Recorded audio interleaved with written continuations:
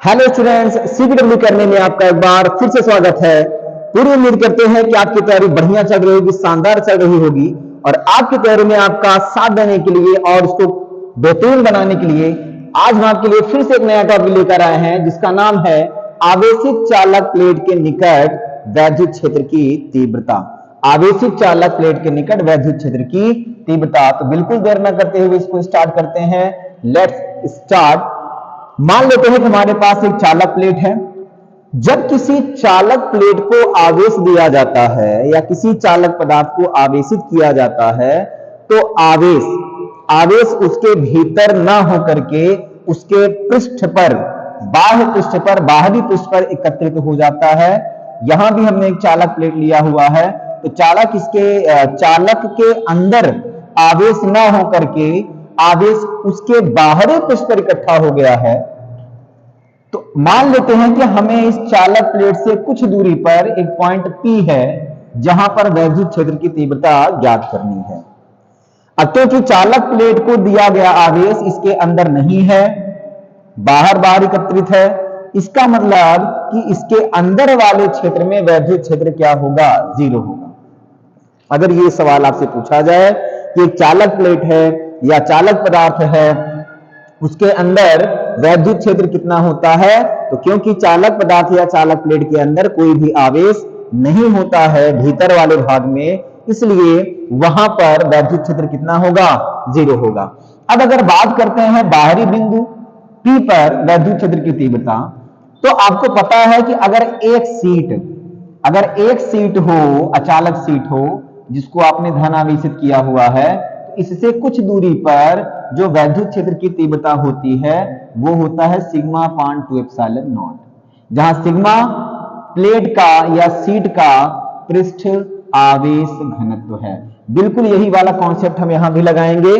अब ये तो होता है कि एक अचालक सीट के कारण कुछ दूरी पर यानी सीट के निकट, प्लेट के निकट वैद्युत क्षेत्र की तीव्रता।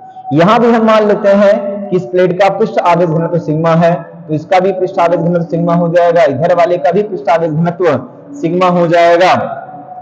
अब यहां चालक को आवेशित करने पर उसमें एक नहीं बल्कि ये 2 प्लेटों की तरह काम कर रहा है। ये 2 प्लेटों की तरह काम कर रहा है और यहां यानी P पर जो वैद्युत क्षेत्र बनेगा वो पहले वाले पृष्ठ का भी बनेगा, यानी पहले वाले पृष्ठ के कारण भी बिंदु P पर वैद्य बनेगा और प्लेट दूसरे पृष्ठ के कारण भी पॉइंट P पर, बिंदु P पर क्या बनेगा भाई?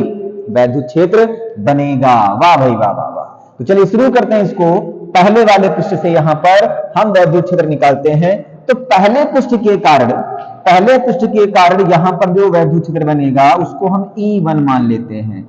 E1 बराबर में हो जाएगा सिग्मा अपॉन 2 एप्सिलॉन नॉट। और क्योंकि ये धन आवेश है तो धन आवेश से वैद्युत बल रेखा है, यानी वैद्युत क्षेत्र यहां से दूर की ओर होगा, इसको हम E1 मान लेते हैं। ठीक इसी तरीके से दूसरे पृष्ठ के कारण यहां पर वैद्युत क्षेत्र हम E2 मान लेते हैं। तो E2 यानी दूसरे पृष्ठ के कारण यहां पर जो वैद्युत क्षेत्र बनेगा वो भी कितना होगा? Sigma upon 2 epsilon not. और इसकी वजह से भी वैद्युत क्षेत्र दूसरी ओर होगा, यानी उधर ही होगा जिधर E1 है। तो क्योंकि E1 और E1 एंड E2 एक ही दिशा में है, इसलिए इनको सदिश के अनुसार अगर जोड़ा जाएगा तो ये प्लस हो जाएंगे, ऐड हो जाएंगे, यानी एक ही दिशा में होने के कारण बिंदु P पर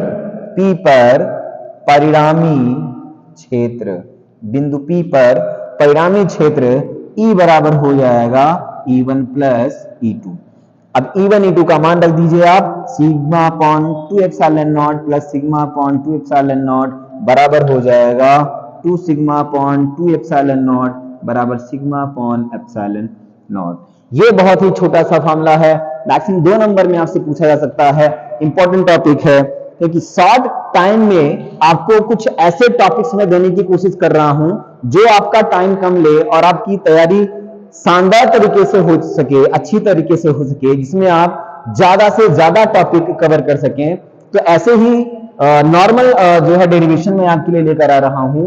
उम्मीद है कि आपको समझ में आया होगा और आपकी तैयारी में आपका इसी तरीके से साथ देने के लिए हम आपके लिए नए नए डेरिवेशन लेकर आते रहेंगे और अगली सीरीज में हम आपके लिए कुछ न्यूमेरिकल्स लेकर आएंगे इंपॉर्टेंट टॉपिक के।